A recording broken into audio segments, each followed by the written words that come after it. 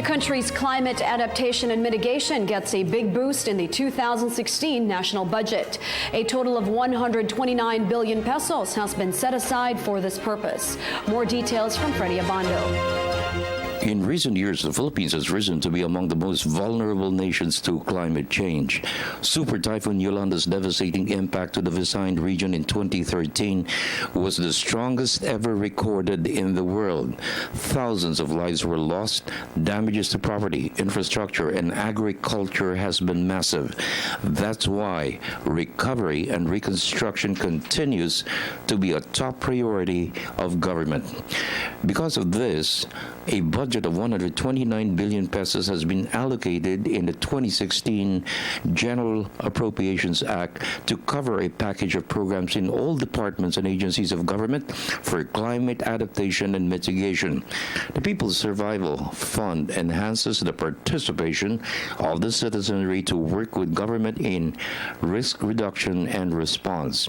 Ordinary organizations, karaniwang mga barangay, mga komunidad, mga organisasyon, pwede pong makibahagi dun sa pondong yon, so that whether it's for water security or for reforestation or for some mangrove rehabilitation or some watershed protection, anything that increases their adaptability, yung capacity na mag-adapt, na maging handa, maging matibay kapag may mga sakunang dumarating. And so that's really where the budget is focused.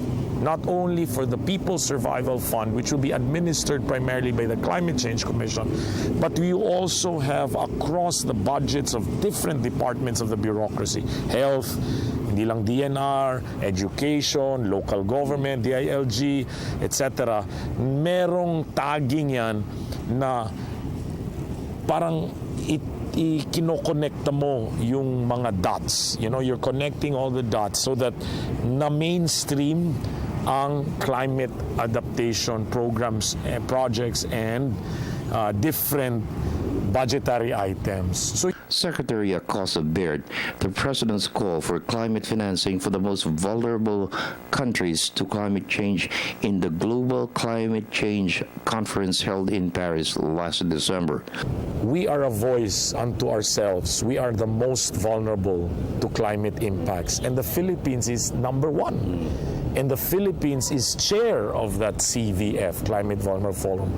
And the President's presence there and presiding in that side forum, not the plenary, but a side forum of at least 43 countries, was very significant. It was a message to the world that climate vulnerable countries see the very clear role of leadership, na mas maigi ang ating atensyon, ang ating pagbibigay pansin sa ating mga problema at mga hamon, challenges and the conditions. Because after Yolanda or Haiyan, the world really took notice. The Philippines, as chair of the Climate Vulnerable Forum, composed of 43 nations of developing nations and island states exposed to the threat of the destructive impact of climate change, was a strong voice led by the President to cut down carbon emissions from 2 to 1.5% to contain global warming. Acosta said it was a major milestone for the survival of humankind. Had the Paris Summit failed to reach a consensus and commitment, its impact to our planet would have been close to Armageddon in the future. Saan tayo babawas ng ating mga emissions, whether it's in energy, transport, waste, agriculture, forestry, or whatnot, so that the whole world will in fact be able to bring down their carbon footprint, no? And thereby mitigate the warming of the whole planet, which is what is causing the change in the climate. Because greenhouse gases, methane, carbon dioxide, are exactly what trap the heat. Kapag na-trap yung heat within the atmosphere, umiinit ang mundo.